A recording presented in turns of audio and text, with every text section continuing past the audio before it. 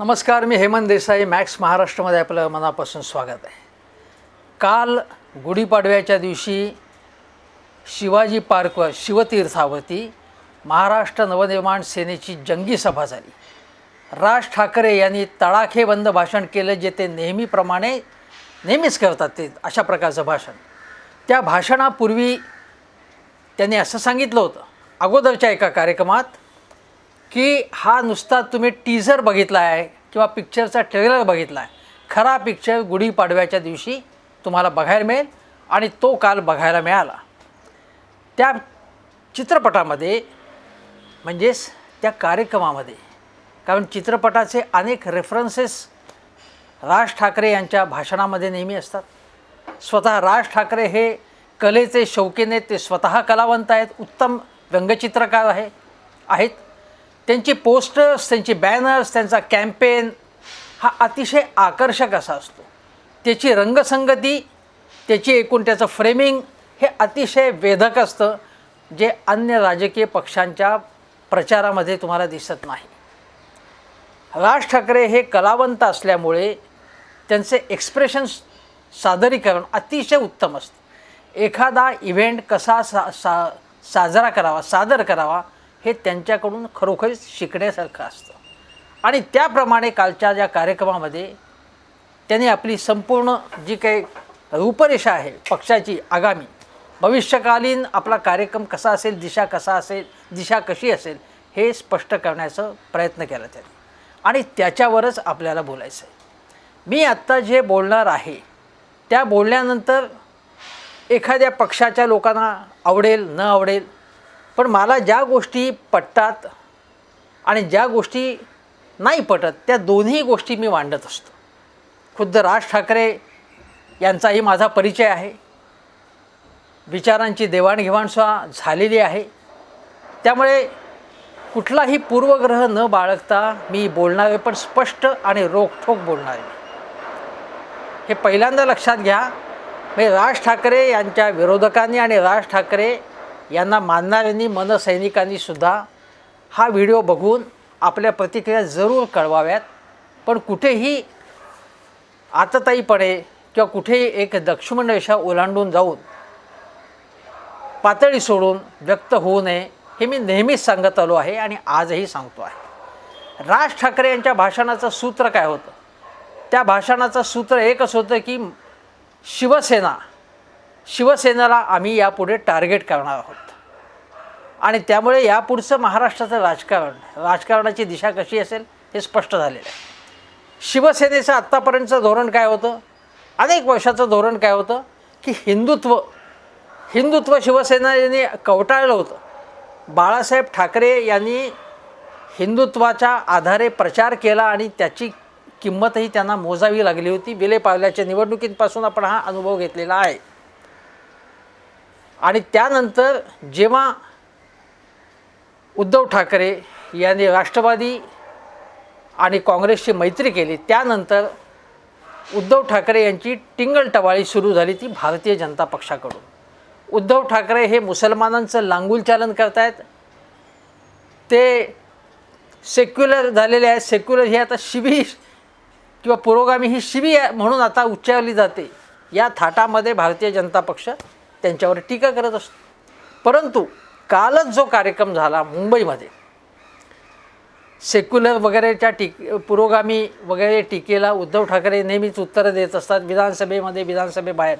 पण काल जो कार्यक्रम मुंबईत झाला त्या कार्यक्रमामध्ये उद्धव ठाकरे यांनी मराठी पाट्यांचा उल्लेख करून किंवा मराठी पाट्या लावण्यास त्याच्याबद्दलचा कायदा झालेला आहे, त्याचा उल्लेख करून त्यांनी काय सांगितलं की या पाट्या लावण्यास जे विरोध करतात ते लक्षात घ्या कोण आहेत.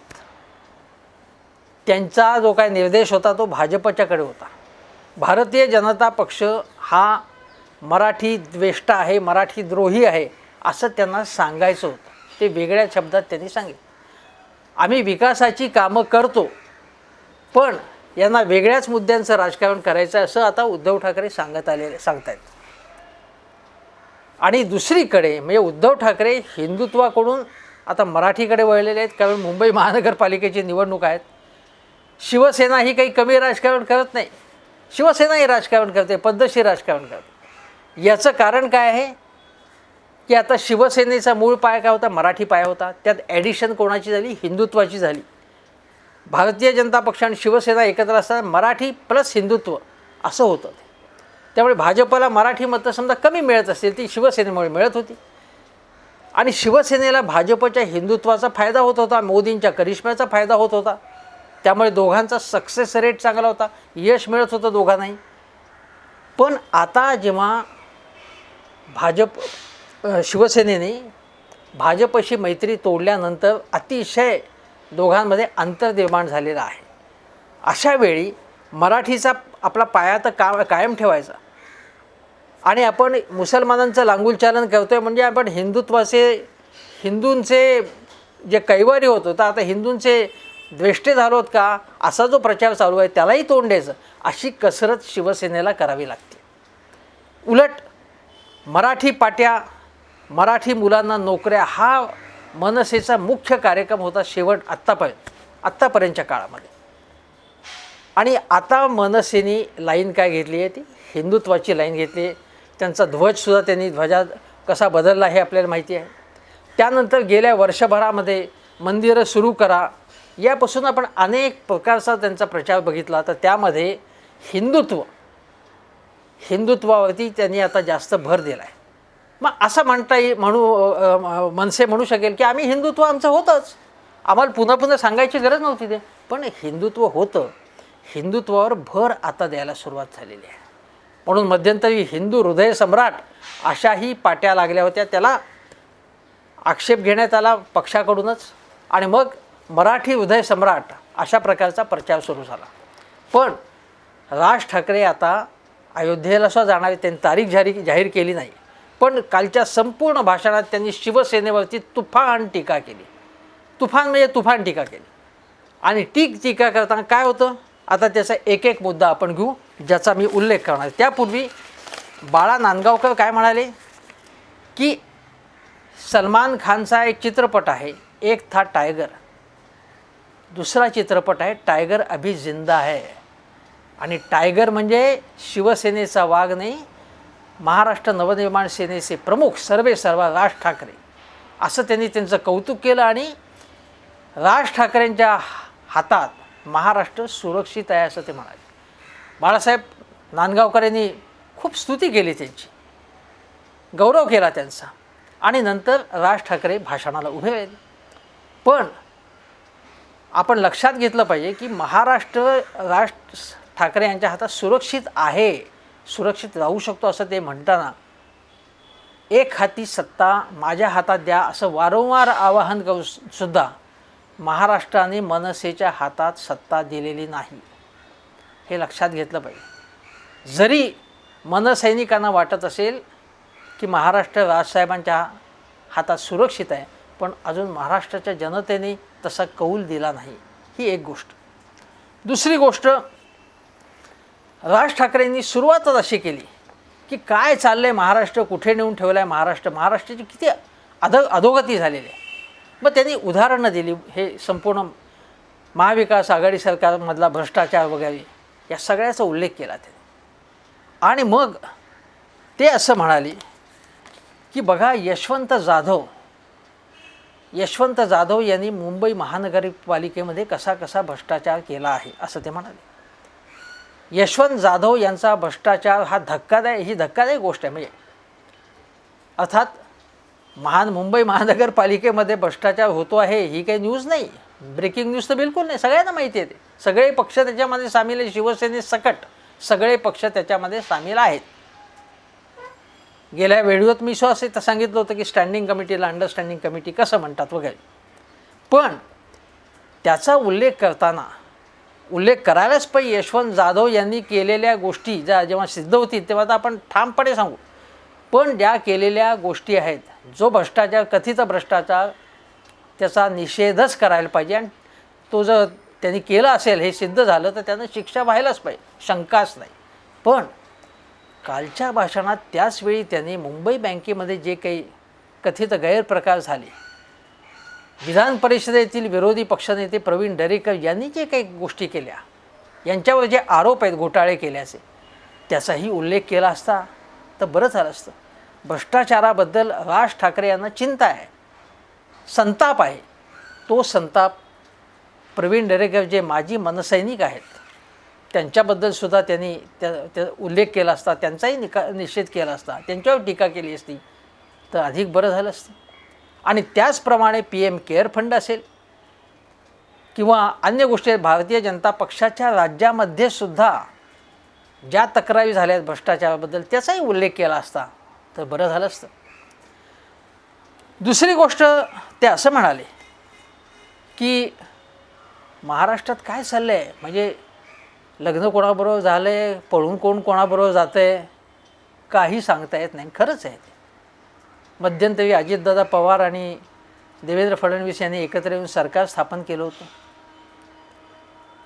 आता हे सरकार स्थापन करताना म्हणजे अजितदादांनी इकडून तिकडे उडी घेतलीच, पण त्याला भाजपने त्यांना खेचून घेतलं होतं स्वतःकडे, आणि ही आमची चूक झाली अशी कबुली स्वतः भाजपचे माजी मुख्यमंत्री आणि विरोधी पक्षनेते देवेंद्र फडणवीस यांनी सांगितलं होतं, यांनी म्हटलं होतं ते. त्याचाही उल्लेख झाला असता, म्हणजे अजितदादा गेले तिकडे पण कोणाबरोबर गेले याचाही उल्लेख झाला असता तर बरं झालं असतं. आणि मग राज ठाकरे यांना नक्कीच म्हणायचं होतं की शिवसेनेने आपली मूळ विचारसरणी सोडून राष्ट्रवादी आणि काँग्रेसबरोबर का गेली ती, असा अनेकांच्या मनात प्रश्न आहे. विचारू शकता तो प्रश्न. आणि त्याप्रमाणे शिवसेनेने आपली भूमिका, आपलं धोरण बदललेलं आहे. आणि आमच्यासारख्यांचं म्हणणं आहे की शिवसेनेने जर प्रबोधनकारांचा वारसा खऱ्या अर्थाने जपला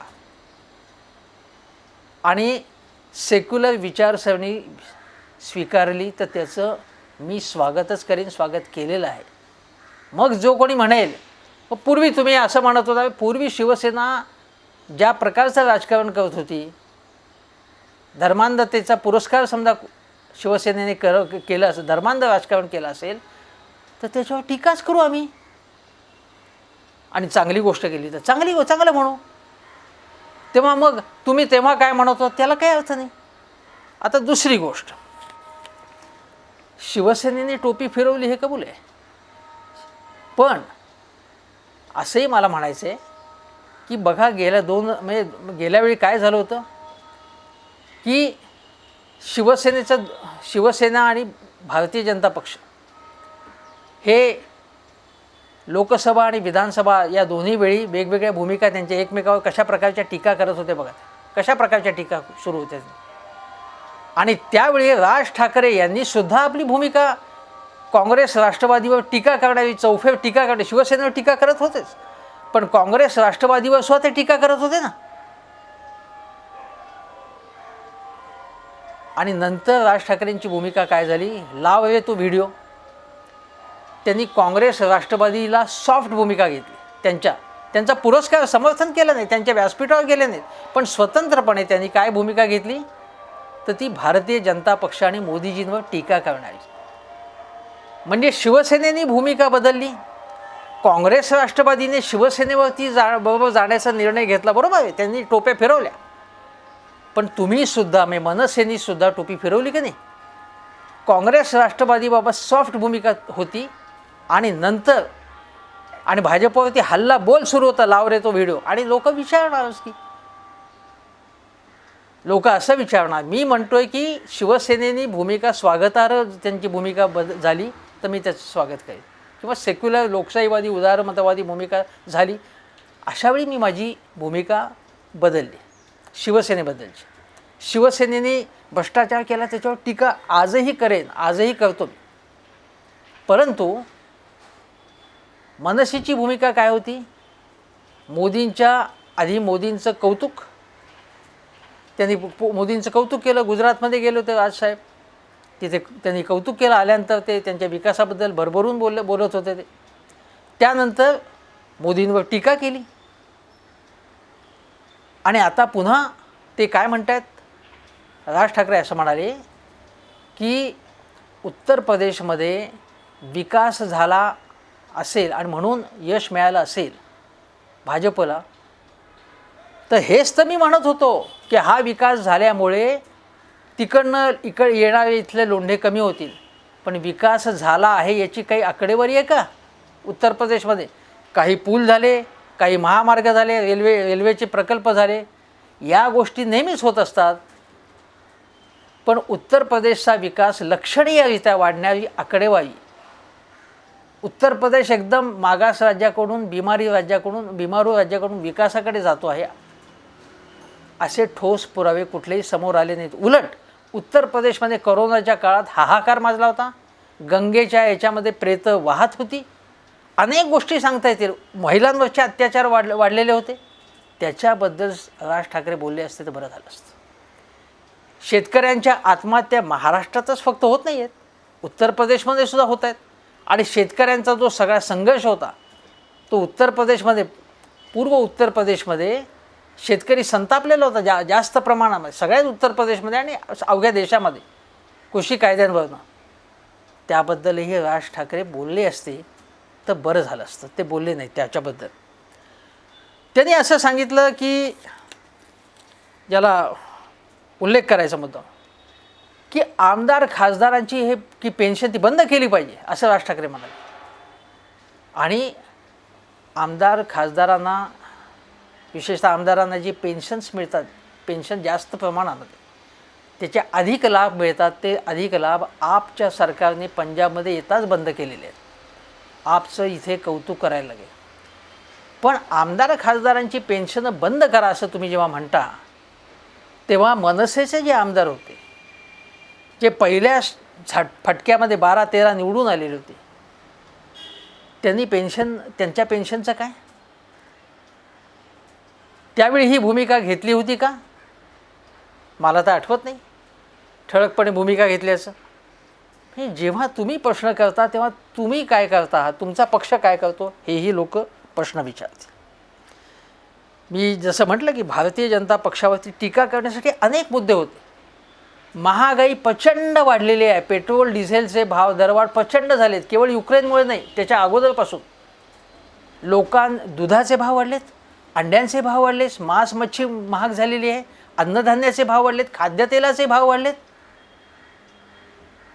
याबद्दल संताप व्यक्त करावा असं वाटत नाही? ज्या पद्धतीने नरेंद्र मोदी सरकारने लोकांची पर्वा न करता भाव वाढवले, निवडणुकींच्या आधी काय म्हणत होते ते अनेक गेली 5-7 वर्ष की मोदीजी विसरले होते की आपण अगोदर 2014च्या अगोदर काय म्हणत होते, काँग्रेस सरकारच्या इंधन धोरणाबद्दल काय म्हणत होतो आणि आता आपण काय करतो. काँग्रेसने अशी भाववाढ केली नव्हती, पेट्रोल डिझेलची अशी भाववाढ केली नव्हती. तेव्हा मोदीजी जेव्हा सत्तेवरती आले ते म्हणाले की पेट्रोल आणि डिझेलचे दर काय असावेत हे आम्ही खुले केलेले, ते पेट्रोल कंपन्या ठरवतात. मग तसं जर होतं तर उत्तर प्रदेश आणि अन्य एकूण 5 राज्यातल्या निवडणुकांच्या पूर्वी हे भाव जे आहेत ते तुम्ही एक तर भाव स्थिरावण्याची व्यवस्था केली आणि शिवाय ते 5-5 रुपयांनी 5-10 रुपयांनी कमी का केले? ते सरकारने सांगितले म्हणून तुम्ही कमी केले आणि आता टप्प्याटप्प्याने वाढवून जी दरवाढ झाली, कमी केली होती त्यापेक्षाही आता तुमचं दरवाढ करण्याच्या दिशेने तुम्ही जात आहात. त्याच्यामुळे सर्वंकष भाववाढ होती आणि त्याची तुम्ही व्यवस्था काय करणार त्याच्याबद्दल कालच्या मेळाव्यात त्याचा उल्लेख झाला असता तर बरं झालं असतं. हाथरसमधला बलात्कार त्याचा उल्लेख झाला असता तर बरं झालं असतं. हे शेतकरी जीप खाली चिरडले गेले त्याचा उल्लेख झाला असता बरं झालं असतं, पण याचा उल्लेख झाला नाही. आणि कशाचा उल्लेख केला राज ठाकरे यांनी की BSTच्या बसेसचा रंग बदलला पण बेस सेवा सुधारली, त्याचा उल्लेख करायला पाहतो ना. मी स्वतः बसनी प्रवास करतो. BSTच्या गाड्यांची संख्या वाढलेली आहे, त्या गाड्यांची फ्रिक्वेन्सी वाढलेली आहे आणि गाड्या गाडी बस स्टॉपवर केव्हा येणार हे आता तुम्हा ॲपवरनं कळू शकतं. सोयीचे रूट्स तयार करण्यात आलेले आहेत, याचाही उल्लेख व्हायला पाहिजे होता. सगळं वाईट झालेलं नाही आहे. जेव्हा तुम्ही असं म्हणता की महाराष्ट्राची माती झालेली आहे तेव्हा देशाच्या विकास दरापेक्षा महाराष्ट्राचा विकास दर वाढलेला आहे ना. आकडेवारी सादर झालेली आहे महाराष्ट्र सरकारकडून. तो विकास दर वाढलेला आहे. महाराष्ट्राचं म्हणजे देशात जीचं GSTचं उत्पन्न वाढले, महाराष्ट्राचा सगळ्यात वाटा जास्त आहे त्याच्यातला, काही ते 28, 29, 30%. याचाही उल्लेख झाला असता तर बरं झालं असतं. दुसरी गोष्ट ते असं म्हणाले,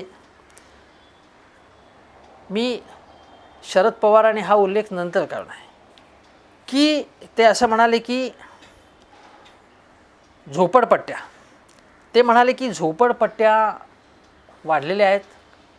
ते तर खरंच आहे. आणि झोपडपट्ट्या वाढण्याला राज्य सरकार, जे काँग्रेस असेल, राष्ट्रवादी असेल आणि मुंबई महानगरपालिकेचं नेतृत्व करणारी शिवसेना आणि भाजपसुद्धा त्यांच्याबरोबर अनेक वर्ष होती, या सगळ्यांची जबाबदारी त्याच्यामध्ये आहे. आणि केवळ महापालिका प्रशासन नाही आहे, अगदी सगळ्या पक्षांचे जे नगरसेवक असतात ते झोपड्यांना, अनधिकृत झोपड्यांना, मी म्हणतो अनधिकृत झोपड्यांना संरक्षण देतात. लोक कशी चालतात ना, ते जर बघितलं राज ठाकरे यांनी, मी तुम्हाला सांगतो की शिवडीहून परळला जाणाऱ्या मार्गावरती हे मेट्रो मोनोचं वगैरे काम चालू आहे, मेट्रोचं काम, रस्त्याचं काम चालू आहे, उड्डाणपुलाचं काम चालू आहे, मधला रस्ता पूर्णपणे काम चालू आहे. एवढ्याशा चिंचोळे रस्त्यावरनं लोकांना जायला लागतं, कारण फुटपाथ संपूर्ण झोपडपट्ट्यांनी व्यापलेले आहेत. फक्त इथे नाही, अनेक ठिकाणी लोकांना चालणं मुश्किल झाले. पादचाऱ्यांचा अधिकार कोण जपणार? फेरीवाल्यांचं आंदोलन मनसेने जेव्हा केलं तेव्हा ती त्याचं अनेकदा कौतुक केलं आणि अजूनही करेन. अशा प्रकारचं आंदोलन याच्याबद्दल सुद्धा झालं पाहिजे की झोपडपट्ट्या ज्या पद्धतीने वाढत आहेत. त्यांनी बेहरामपाड्याचा उल्लेख केला, पण त्याच्यापूर्वी मी अगोदर सांगतो की मोफत घरं योजनांबद्दल बाळासाहेब ठाकरे बोलले होते जेव्हा युतीचं पहिलं सरकार होतं तेव्हा राज ठाकरे म्हणाले की, मी विचारले की हे कशासाठी आहे, म्हणजे तेव्हा बाळासाहेब म्हणाले थांबा तुम्ही, थांबतो मी सांगतो काय. आणि इथल्या झोपडपट्टीत जे मराठी आहेत, जे इथले लोक महाराष्ट्रीयन लोक आहेत, त्यांच्या झोपडवासियांसाठी घरं बांधण्याची व्यवस्था असेल अधिकृत झोपडपट्टीवासियांसाठी, तर काही हरकत नाही असं माझं मत बनलं. पण मग त्यामुळे बाहेरचे लोक इथे आले आणि त्यांनी झोपडपट्ट्या वाढवल्या. ही टीका आमच्यासारखे पत्रकार वर्षोनुवर्ष करत आलेले आहेत. हा मुद्दा म्हणजे बाळासाहेब ठाकरे यांच्या या घोषणेमुळे मुंबईतल्या झोपडपट्ट्या आणखीन वाढल्या, हे आम्ही सांगत आलो. ते म्हणजे राज ठाकरे यांनी हे मान्य केलं, हे बरं झालं. पण त्यावेळी त्याच्या विरुद्ध भूमिका घेण्याची आवश्यकता होती. शिवशाही पुनर्वसन योजना युती 1मध्ये, ज्यात शिवसेनाच्या नेतृत्वाखालचं सरकार होतं, त्यामध्ये भ्रष्टाचाराचे आरोप झाले होते. तेव्हा राज ठाकरे शिवसेनेतच होते. माहीत नाही मला तेव्हा त्यांची भूमिका काय होती याबद्दल, त्यांनी काही आवाज उठवला का नाही, किंवा त्यानंतरच्या काळात मला तर काही माहीत नाही. दुसरी गोष्ट आहे की त्यांनी असं म्हटलं की बेहरामपाड्यामध्ये आणि म्हणजे मातोश्रीच्या जवळच झोपडपट्ट्या केवढ्या आहेतच झोपडपट्ट्या. पण मी तुम्हाला सांगतो की तिथे ज्या 2-2, 4-4 मजली झोपडपट्ट्या आहेत ना, त्याच्या विरुद्ध कारवाई न करण्याला कुठलंही राज्य सरकार, महापालिका प्रशासन, जे शिवसेनेच्या नेतृत्वाखाली अनेक वर्ष ते जबाबदार आहेच. पण भाजपचे एक खासदार आहेत, त्यांनी शिष्टमंडळ घेऊन गेले होते ते भाजपच्या रेल्वे मंत्र्यांकडे. देवेंद्र फडणवीसांनी सुद्धा त्यांनी तो प्रॉब्लेम सांगला होता की रेल्वेच्या मार्गाला लागून ज्या अनधिकृत झोपडपट्ट्या आहेत, काही अधिकृत असतील पण अनधिकृतच, रेल्वेच्या इथे तर आधी अनधिकृत झोपडपट्ट्या असतात. या झोपडपट्ट्या असतील किंवा पोर्ट ट्रस्टच्या जमिनीवरच्या ज्या झोपडपट्ट्या असतील, त्या अनधिकृत झोपडपट्ट्या मोठ्या प्रमाणावर, त्या 2-2, 4-4 मधली, त्यांनासुद्धा SRA योजनेमध्ये त्यांचा समावेश करावा, त्यांचं पुनर्वसन करावं, ही मागणी घेऊन ते गेलेले होते. भाजपवाले आग्रही होते. त्याच्याबद्दलसुद्धा राज ठाकरेंना माहिती आहे की ते माहिती, त्याबद्दल त्यांना बोलायला लागेल. मग हे संरक्षण कोण देतं आहे किंवा हे यांना सवलती द्याव्यात अशी मागण्या कोण करते? मी अनधिकृत झोपडपट्ट्यांबद्दल बोलतो आहे, अधिकृत झोपडपट्ट्यांबद्दल नाही. काँग्रेस, राष्ट्रवादी असेल, सगळे सगळे पक्ष जबाबदार आहेतच, पण भारतीय जनता पक्षसुद्धा त्याला जबाबदार आहेत ना. शिवसेनेवरती या संदर्भात टीका करताना भाजपला सुद्धा मोकळं सोडता कामा नये असं मी म्हणतो. त्याच्यानंतर दोन प्रमुख मुद्दे जे भाषणात होते. एक मुद्दा असा होता की मशिदीवरचे भोंगे थांबले पाहिजेत, नाहीतर हनुमान चालिसा दुप्पट आवाजामध्ये त्याच्यासमोर लावला जाईल. मशिदीवरचे भोंगे काढलेच पाहिजेत असं माझंही मत आहे, स्पष्ट सांगतो मी तुम्हाला. पण जेव्हा देवेंद्र फडणवीस सरकार होतं तेव्हा ही मागणी मनसेने केली होती का? मला माहिती नाही. ज्यावेळी मनोहर जोशी आणि नारायण राणे यांच्या नेतृत्वाखाली जेव्हा युतीचं सरकार होतं, शिवसेना भाजप, तेव्हा शिवसेना भाजप यांनी याच्याबद्दल काही कारवाई केल्याचं मला माहीत नाही. उलट महाआरती वगैरे प्रश्न घेऊन आणि मुंबईमधलं वातावरण, दंगली, बॉम्बस्फोट यावेळी काय होतं माहिती असेल, तेव्हा शिवसेनेचं जे महाआरतीचं वगैरे राजकारण होतं त्यावरती सडकून टीका मी केलेली आहे. पण आज तशीच भूमिका जर घेतली जात असेल, भोंगे काढलेच पाहिजेत, पण तुम्ही त्यावेळी का नाही आवाज उठवला हा प्रश्न आहे ना. आणि भोंगे काढण्याच्या संदर्भामध्ये जे धोरण आहे म्हणजे ते सर्व सहमतीने सगळ्यांनी एकत्रित येऊन आवाज उठवलाच पाहिजे त्याचा. पण त्याचवेळी जेव्हा बाकीचे सण साजरे होतात तेव्हा मोठमोठ्या आवाजामध्ये ज्या रेकॉर्ड्स लावल्या जातात, परीक्षा होत्या चालू आत्ता, तेव्हा ज्या अमुक अमुक सण तुम्ही जोरात साजरा करा, आणि तेव्हा जोरात साजरा करा म्हणजे जोरात मोठमोठ्याने रेकॉर्ड लावायच्या, कोयत्या टाकून तिथे गप्पा छाटत बसायचं आणि आपलं प्रेम व्यक्त करायचं त्या विभूतींवरचं. आणि त्याच्यामुळे लोकांना जो त्रास होतो, आवाजाचं प्रदूषण होतं, त्याचं काय? त्याबद्दल कोणी प्रश्न विचारायचे? एकीकडे मशिदीवरच्या भोंग्यातनं आवाज आणि दुसरीकडे हनुमान चालिसा. पण हनुमान चालिसा का? हनुमान स्तोत्र का नाही? हनुमान चालिसा का? ठीक आहे, हनुमान स्तोत्र म्हणून दोन्ही त्यांनी मोठ्याने लावायचं, यांनी मोठ्याने लावायचं. सर्वसामान्य नागरिकांनी काय करायचं? मग त्यांच्या कानाचं वाट लागली तर चालेल, ते बहिरे व्हावेत. त्यामुळे यासंबंधी सगळ्याच उत्सवांमधलं जे आवाजाचं प्रदूषण आहे त्यासंबंधी जे चळवळ करतात ना संघटना आहेत याच्या नवरात्र असेल, रमजान असेल, कुठलंही असेल, हिंदू मुस्लिम ख्रिश्चन कोणाचंही आवाजाचं प्रदूषण होता कामा नये, या अशी भूमिका घेतली पाहिजे. आणि अशी भूमिका घेतली तरच त्याला धार्मिक रंग लागणार नाही. दुसरी गोष्ट आहे की मशिदीमध्ये, मदरशांमध्ये काय काय उद्योग चालतात. आता काय काय उद्योग चालतात ह्याची जर माहिती असेल तर ती माहिती घेऊन, म्हणजे बेकायदेशीर काही उद्योग चालत असतील त्याची माहिती पोलिसांना असते. मनसेच्या तर्फे नेहमी पोलिसांचं कौतुक केलं जातं. जर पोलिसांना ती माहिती मिळत नसेल तर पोलिसांची अकार्यक्षमता मानायला लागेल. आणि माहिती असूनही कारवाई करत नसतील तर त्या पोलिसांवर टीका करायला लागेल. पण मनसेची भूमिका पोलिसांबद्दल सहानुभूतीची असते. बरं, मग असं मानलं की पोलिसांच्या राजकीय हस्तक्षेप होतो आणि ते काही करू देत नाहीत. ही माहिती जर ठोस माहिती असेल तर त्या प्रकारे टीका तुम्ही करा. पण सर्व मदरशांबद्दल सरसकटपणे त्याच्यावरती संशय उत्पन्न करणं, पाकिस्तानचा उल्लेख करणं, त्याच्यावर म्हणजे सगळेच पाकिस्तानवादी आहे असं म्हणणं, हे योग्य नाही आहे. याच्यामुळे वातावरण बिघडतं.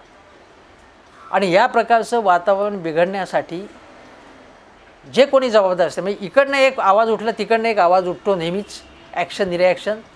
अशा प्रकारची भूमिका राज ठाकरे यांच्यासारख्या जबाबदार नेत्यांनी घेता कामा नये असं मला वाटतं, असं सुचवावंसं वाटतं. हे चुकीचं आहे. अशा प्रकारचं वातावरण निर्माण होता कामा नये. आता त्यानंतर अशा अनेक मुद्दे. दुसरा महत्त्वाचा मुद्दा आहे की राष्ट्रवादींनी जातीयवाद वाढवला.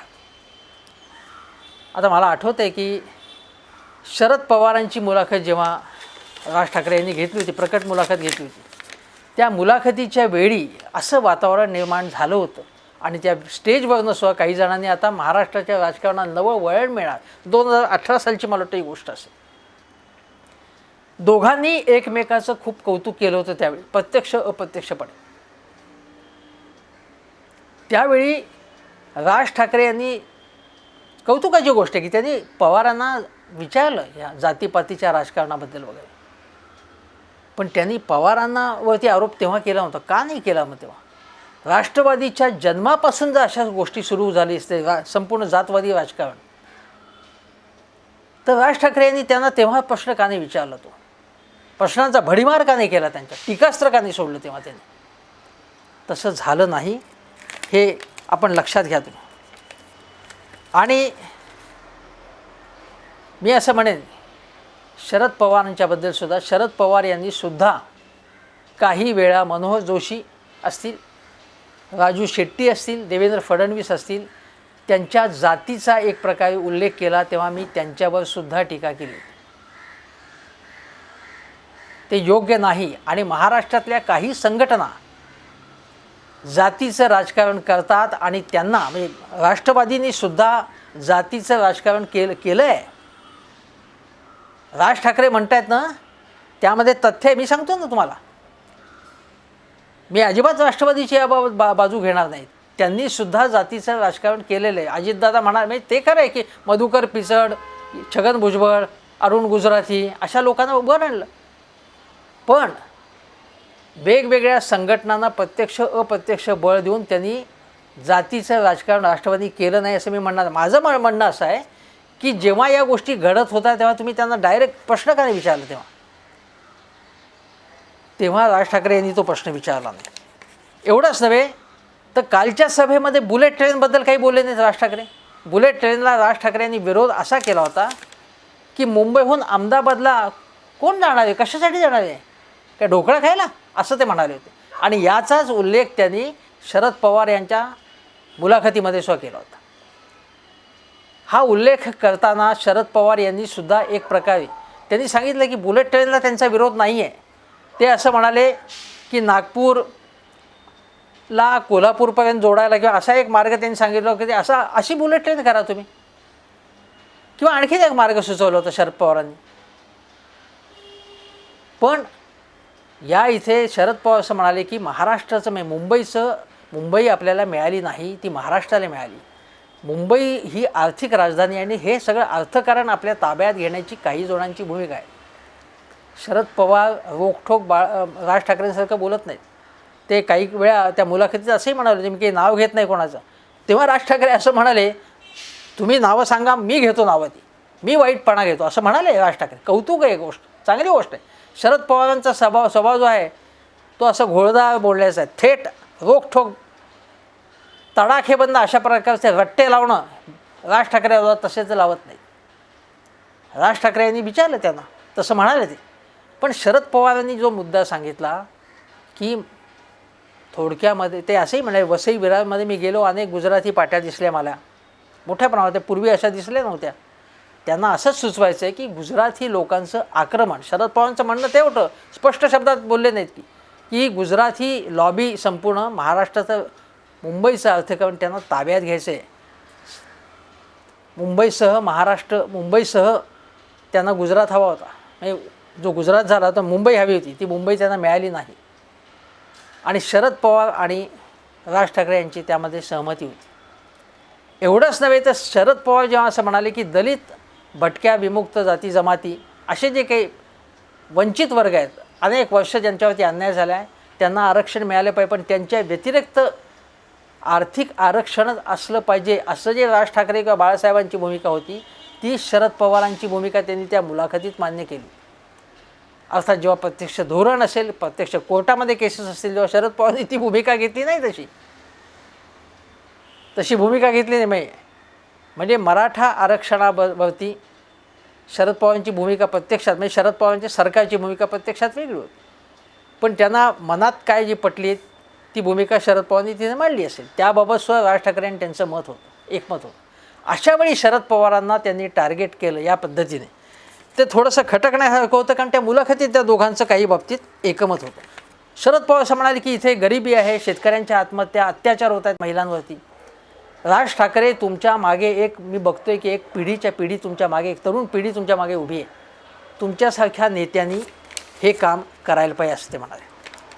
आता मला दुसरी एक गोष्ट सांगायची की ज्याच्यामध्ये भारतीय जनता पक्ष आणि मनसेच्या भूमिकांमध्ये जी मी वेगवेगळ्या बाबतीत सांगतोय की राज ठाकरेंनी त्याच्याबद्दल बोलायला पाहिजे वगैरे, पण भूमिकेमध्ये तफावतसुद्धा आहे. भारतीय जनता पक्षाने अचानकपणे त्यांना, म्हणजे छत्रपती शिवाजी महाराजांचा एकदम सतत ते उल्लेख करायला लागले 2014पासून. कारण आम्हीही मराठी आहोत, आम्ही महाराष्ट्राचे प्रतिनिधी आहोत, हे त्यांना ठळकपणे दाखवून, म्हणजे शिवसेना केवळ नाही आहे, आम्हीसुद्धा आहोत असं दाखवायचं त्यांना. मराठी मतं त्यांनासुद्धा हवी का त्यांना ॲडिशन घेऊन मुंबई महानगरपालिका ताब्यात घ्यायची आहे. मराठी मतात त्यांना फूट घडवायची आहे, भाजपला हिंदू मतांमध्ये फूट घडवायची आहे, आणि महानगरपालिका मुंबईची, पुण्याची तर आहेच त्यांच्याकडे, या सगळ्या त्यांना ताब्यात घ्यायच्या. पण राज ठाकरे असं म्हणत होते सातत्याने की नाशिकला मी चांगलं काम करून दाखवलं, खरोखर चांगली कामं केली, कबूल आहे. त्यानंतर त्यांचा पराभव झाल्यानंतर ते म्हणाले की ठीक आहे, तुम्हाला म्हणजे लोकांना हे नको असेल तर मी वेगळ्या पद्धतीचं राजकारण करीन. ते जे म्हणाले होते ते आता करून दाखवत आहेत का ते, किंवा त्यांना करून दाखवायचं आहे का? मनसेच्या इंजिनाला आता भाजपच्या गाड्या जोडल्या जाणार आहेत, किंवा का भाजप आणि मनसे एकत्र येण्याची वाट आता सुरळीत होते का, हा प्रश्न आहे. पण जे विकासाचं ब्ल्यूप्रिंट घेऊन त्यांनी जे राजकारण चांगलं केलं होतं मनसेने, पण नैराश्य आलं असेल, असू शकतं की आपल्याला त्याचे काही रिटर्न्स मिळाले नाहीत.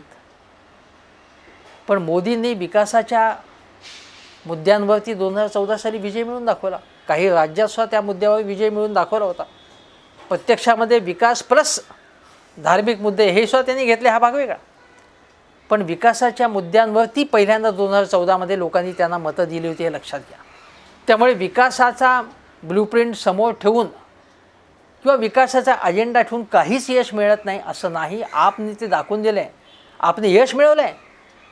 दिल्लीमध्ये, पंजाबमध्ये, सुरतमध्ये आणि आता गुजरातमध्ये ते सत्ता मिळवण्याच्या त्यांची महत्त्वाकांक्षा आहे. म्हणजे हे विकासाचा जो पॅटर्न जो आहे राज ठाकरे यांनी अत्यंत अभ्यासपूर्वक ठेवला होता. माझ्या मते स्वतंत्रपणे त्यांनी तेच राजकारण केलं पाहिजे. ठीक आहे, काँग्रेस राष्ट्रवादीच्या अनेक चुका झाल्या, शिवसेनेच्या, त्यांच्याबरोबर नका जाऊ. तुम्ही स्वतंत्र राजकारण करून तुम्ही रिटर्न्स तुम्हाला त्याचे आज ना उद्या मिळू शकतात असं मला वाटतं.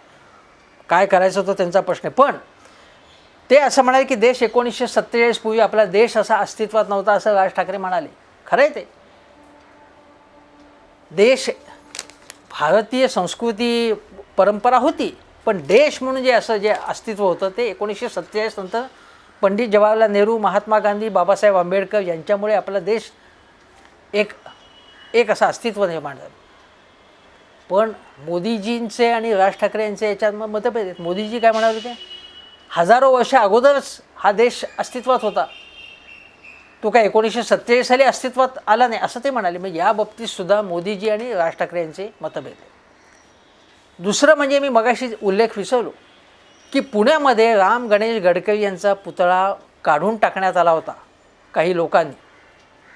राम गणेश गडकरी हे मोठे नाटककार, साहित्यकार, आणि संभाजी उद्यानातला पुतळा त्यांनी काढून टाकला होता.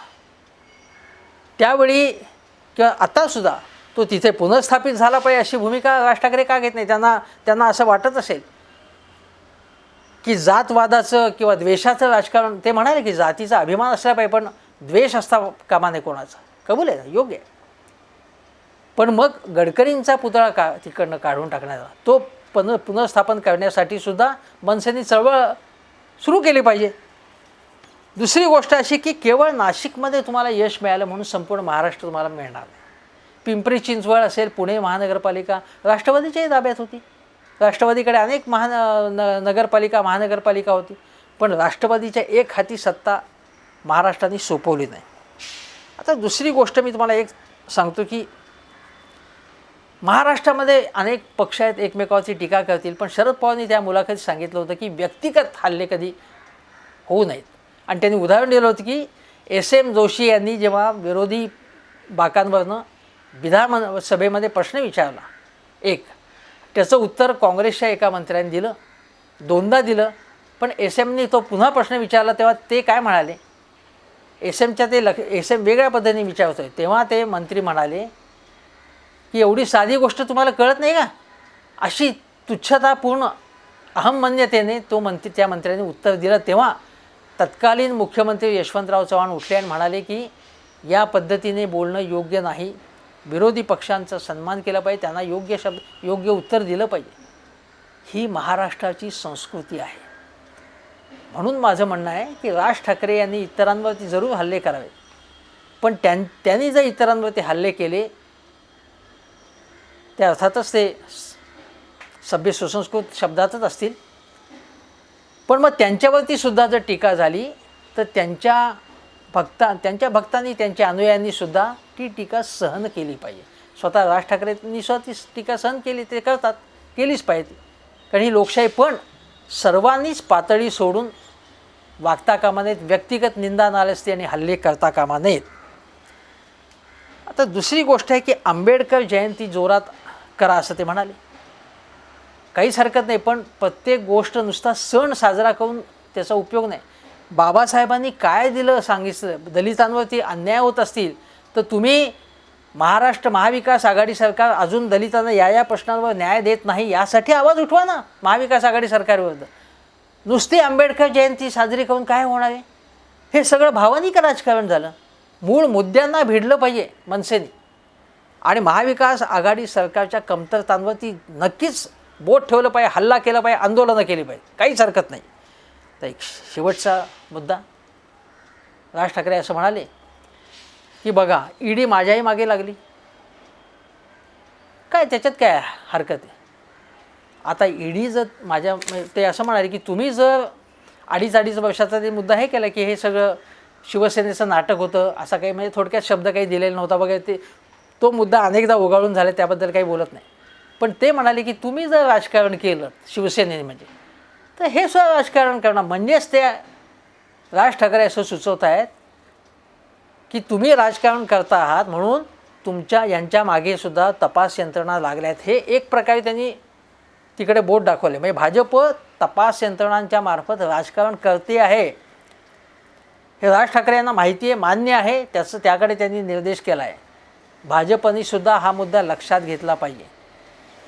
म्हणजे ईडीच्या चौकशीनंतर राज ठाकरे गप्प बसले वगैरे वगैरे हे टीका अनेकांनी केलेली आहे, आजही केली अनेकांनी, कालही लगेच अनेकांनी केली, पण आणि ती टीका होणारच. त्यानंतर माहीत नाही मला की मनसेची भूमिका का बदलली, हळूहळू बदलली आणि बदलायला लागल्या. म्हणजे चंद्रकांत दादांनी म्हणजे ध्वज बदलला, नंतर चंद्रकांत दादा भेटले, नंतर देवेंद्र फडणवीस त्यांच्याकडे मला वाटतं सहज भोजनासाठी गेले होते, गप्पा मारण्यासाठी गेले होते. नंतर ज्या देवेंद्र फडणवीसांच्या वर राज ठाकरे यांनी टीका केली होती अनेकदा, काल त्यांनी काहीच त्याचा उल्लेख केला नाही, तसा उल्लेख केला नाही. देवेंद्र फडणवीस यांना विचारल्यानंतर देवेंद्र फडणवीसांनी राज ठाकरेंचं कौतुक केलं. चंद्रकांत दादा पाटील म्हणाले की हा अमुक मुद्दा माझा 200% मान्य आहे, जातवादाचा, शरद पवारांवरच्या टीकेचा पूर्ण मान्य आहे मला, असं ते म्हणाले चंद्रकांत दादा. प्रवीण दरेकर यांना सुद्धा मनसे प्रेमाचा उमाळा आला होता काल. भाजपचे जे हे काही राम कदम असतील, प्रवीण दरेकर, हे माझी मनसैनिक. जेव्हा राज ठाकरे हे भाजपवर तुटून पडत होते तेव्हा देवेंद्र फडणवीस काय म्हणत होते, हे मग एक क्षुल्लक पक्ष आहे त्याची काय ताकद आहे. दरेकर काय म्हणत होते, राम कदम काय म्हणत होते, बाकीचे सगळे न ते चंद्रकांत दादा काय म्हणत होते. आता मात्र राज ठाकरे यांच्या प्रेमाचा उमाळा आलेला आहे. हा पक्ष जो आहे भाजप, हा यूज आणि थ्रो हे धोरण त्यांचं आहे. मनसेचा मुंबई महानगरपालिकेसाठी किंवा अन्य ठाणे असेल, पुणे असेल, याच्यासाठी उपयोग करून घ्यायचा. उपयोग करून झाला तर की मग बाजूला सारायचं, असं या पक्षाचं धोरण आहे. कदाचित मनसेला असं वाटू शकतं की आपणही या पक्षाचा वापर करू आणि मोठे होऊ. मी तुम्हाला सांगतो की असं उदाहरण आहेत. बिजू जनता दल, नवीन पटनाईक आणि भाजप एकत्र होते, पण नवीन पटनाईकांची जादू एवढी की त्यांनी फेकून दिलं. भाजपने फेकून देण्याच्याऐवजी भाजपलाच त्यांनी फेकून दिलं आणि सलगपणे वारंवार त्यांनी लोकसभेमध्ये, विधानसभेमध्ये यश मिळवलं. ममता बॅनर्जी यांनी अटल बिहारी वाजपेयींच्या सरकारमध्ये होत्या, मग त्या स्वतंत्रपणे राजकारण करायला लागल्या आणि स्वबळावरती त्यांनी 3-3दा सत्ता मिळवली. हे राष्ट्रवादीला, हे पवारांना जमलं नाही, पण आपलं जमलं. आपला किती मोठं यश मिळालं. जे मनसेला पहिल्यांदाच एकदा यश मिळालं, त्यानंतर यश नाही मिळालं, सतत पराभव. पण एका दिशेने जर जात राहिला तुम्ही, कारण लोक आता टीका करायला लागलेत. लोक म्हणतात की लावू का तो व्हिडिओ, काय आधी म्हणत होते आणि आता काय म्हणत होते. ठीक आहे, तुमची भूमिका बदलली असेल, पण मी असं म्हणेन की विकासाच्या राजकारण जे राज ठाकरे यांनी अत्यंत उत्तमरित्या विकासाचा ब्लूप्रिंट तयार केला होता, त्याबद्दल बोलत होते. रस्त्यांबद्दल बोलत होते. सिंगापूरमध्ये रस्ते कसे आहेत, वाहतुकीची कोंडी नाही, कशी नाही, प्रदूषण कसं नाही आहे, शहरं कशी छान आहेत. जीन्स पॅन्ट घालणारा शेतकरी मला पाहिजे, त्याच्याकडे आधुनिक सगळी सामग्री पाहिजे त्याच्याकडे, असं ते म्हणत होते. असं चांगलं स्वप्न होतं त्यांचं. पण भाजपवर आता हे इंजिन जोडलं जाणार असेल तर मला माहिती नाही की लोकांना ते कितपत आवडेल. मला तर ज्या पद्धतीचा हा जो टर्न मिळालेला आहे तो मला काही योग्य वाटत नाही. अजितदादा पवार, शरद पवार, किशोरीताई पेडणेकर सगळ्यांनी राज ठाकरेंवरची तोंडसूक घेतलेलं आहे. ते घेतील, ते राजकारण आहे ते. पण माझ्या मते आहे की मनसे सातत्याने जर भूमिका बदलल्या, आणि मुख्य म्हणजे मनसेची जी सुरुवातीला जी सेक्युलर भूमिका होती त्यांची, त्या भूमिकेमध्ये त्याच्यामध्ये तुम्हाला माहिती आहे की हिरवा रंगसुद्धा होता. मुस्लिमांनी जेव्हा इथे एक मोर्चा काढून जी दंगामस्ती केली होती त्याला त्यांनी उत्तर दिलं. आणि मुस्लिम कट्टरतावाद, त्यांचा हिंसाचार, त्याचाही बंदोबस्त पोलिसांनी केलाच पाहिजे, सरकारने केलाच पाहिजे. त्यांचं लांगुलचालन करताच कामा नये. सेक्युलरिझममध्ये हे सुद्धा येतं, एकतर्फी सेक्युलरिझम नसतो, हे सगळं मान्य आहे. पण राज ठाकरे यांची भूमिका सातत्यपूर्ण असावी, मुख्य म्हणजे विकासाभिमुख असावी. त्यांच्याकडनं लोकांची ती अपेक्षा आहे. भारतीय जनता पक्षाच्या नादाला लागून त्यांनी मुंबईमधलं आणि महाराष्ट्रातल्या राजकारणात एक वेगळी दिशा जर दिली, भोंगे असतील ना, नंतर मदरशातले जे मुद्दे आहेत त्यांनी ते कायदा आणि सुव्यवस्थेच्या पद्धतीने हाताळले गेले पाहिजे. त्याला धार्मिक वळण दिलं जाता कामा नये. राज ठाकरे तसं ते देणार नाहीत, देऊ नये त्यांनी तसं. त्या कालच्या भाषणातला आक्षेपार्ह भाग मी तुम्हाला सांगितला काय तो. राज ठाकरे यांनी विकासवादी सेक्युलर भूमिकाच घ्यावी, जी अगोदर त्यांनी घेतली होती. मराठी प्रश्न मांडावेत. अतिशय अनेक चांगले मुद्दे हाती घेऊन अनेक प्रश्न सोडवलेत त्यांनी. करोनाच्या काळात असंख्य मनसैनिकांनी उत्तम काम केले असंही मी म्हणतो. दुर्दैवाने संघटना नाही त्यांच्याकडे. मुंबईत 50% ठिकाणी मुंबईत त्यांची कार्यालयच नाहीत, साधनसंपत्ती नाही त्यांच्याकडे, कार्यकर्ते नाही आहेत, अनेक नेते सोडून गेलेले आहेत. पण भाजपचा एक त्यांनी गुण घ्यावा, भाजपचे बाकीचे गुण घेऊ नयेत. एक गुण घ्यावा की 2 वर्ण ते कसे वर गेले. त्यामुळे निराश होऊ नये आणि कुठल्याही मार्गाने यश मिळवण्यासाठी म्हणून काही तडजोडी, ज्या चुकीच्या तडजोडी आहेत त्या करू नयेत.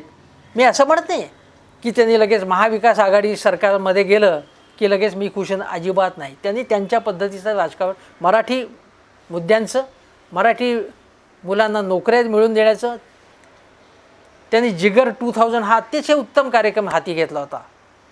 बेरोजगारांच्या प्रश्नावरती सुद्धा काम केलं होतं युतीचं सरकार पहिलं असताना.